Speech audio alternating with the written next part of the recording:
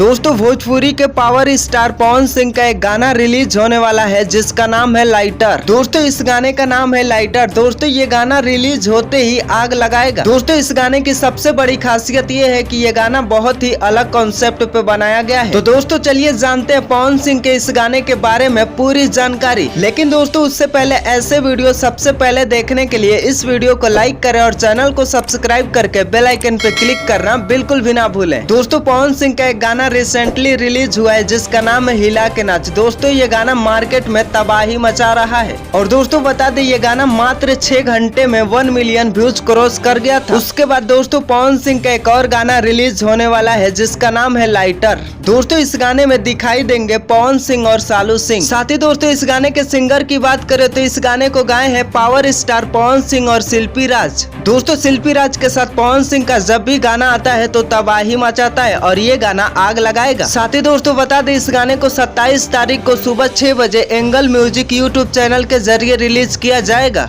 तो दोस्तों आप लोग तैयार रहिएगा और इस वीडियो को लाइक नहीं किया तो कर दीजिए। मिलते हैं नेक्स्ट वीडियो में, तब तक के लिए जय हिंद।